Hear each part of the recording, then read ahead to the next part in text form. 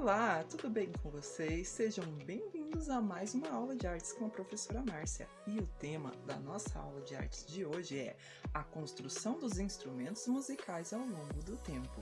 Se eu perguntar para vocês o que significa a palavra luthier, você vai saber responder? Você já parou para pensar que instrumentos musicais fazem parte de uma família? Já tinha pensado nisso? Então, fica aí que eu vou contar tudinho para vocês. Quando falamos em música, logo vocês pensam em instrumentos musicais. Acertei? Sabe por quê a gente relaciona música com instrumentos musicais?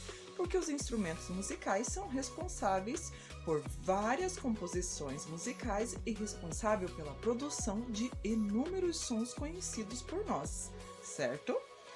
E luthier é uma pessoa muito importante no mundo da música.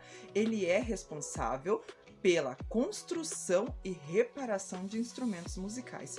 Luthier é o profissional que constrói e repara, conserta instrumentos musicais.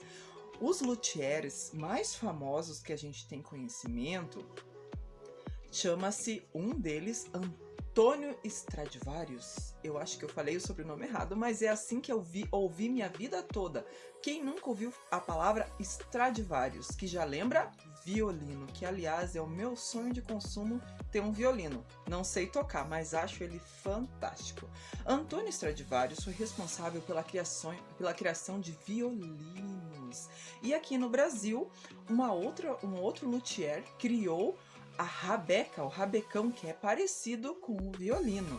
Os instrumentos, eles foram criando formas ao longo do tempo e se adaptando, ficando cada vez melhores. Existe na história do mundo, como eu sempre falo para vocês, tudo foi criado lá na arte rupestre, pelos homens das cavernas. Eu vou contar um negócio aqui para vocês. Foi achada uma flauta de marfim. Marfim é aquele dente, né? Eu acredito que seja um dente que nasce no elefante.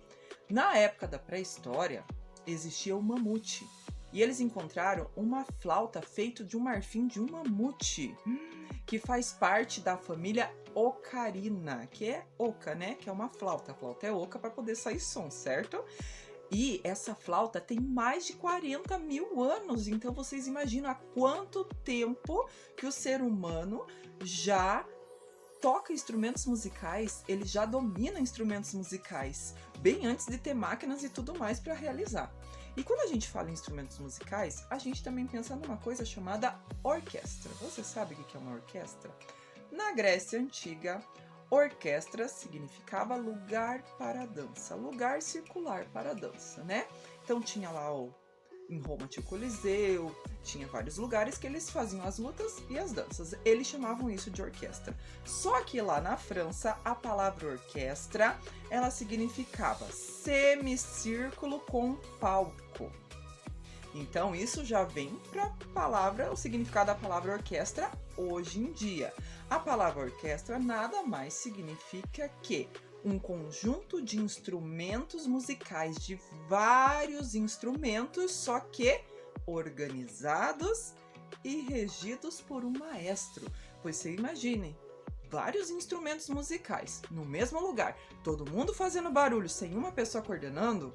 Não sei se ia sair uma música muito legal, mas a orquestra é isso, vários instrumentos todos juntinhos para fazer aquele som maravilhoso que a gente conhece. Você já foi ver uma orquestra de pertinho? Se você não foi, quando a gente sair de tudo isso dessa pandemia, vai que vale a pena conferir, é maravilhoso. Agora vamos falar da família dos instrumentos musicais. Ela é dividida em 4 famílias. A família dos instrumentos de corda, que daí a gente tem violão, violino, violoncelo, ukulele. A gente tem muitos instrumentos de corda, a harpa, inúmeros instrumentos.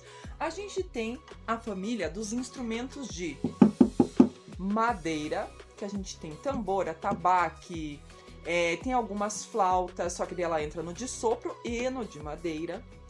A gente tem a família dos instrumentos de percussão, que é tudo aquilo que faz barulho através do nosso tato.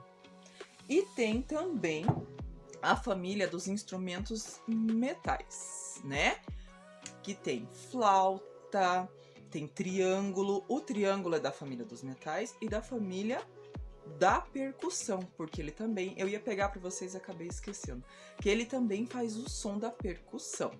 Então agora que você já sabe um pouquinho sobre a construção dos instrumentos ao longo do tempo, que você já ouviu um pouquinho sobre a história, o que vocês acham da gente ir para aquela aula prática que eu amo?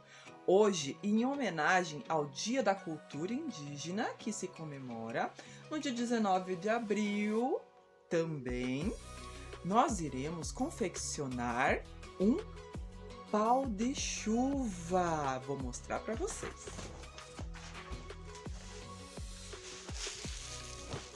O pau de chuva, ele faz parte... Ó, escutem.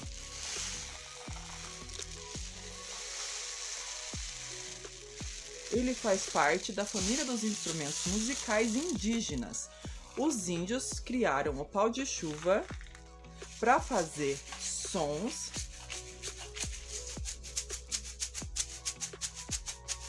ó, que legal.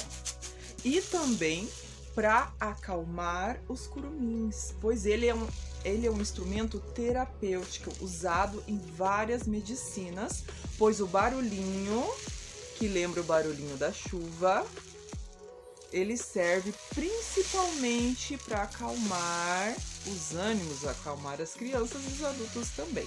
Então agora nós vamos para aquela aula prática. Vocês vão precisar de materiais recicláveis, como rolinhos de papel, fita, o que você tiver aí na sua casa, para fazer um instrumento pau de chuva da cultura indígena.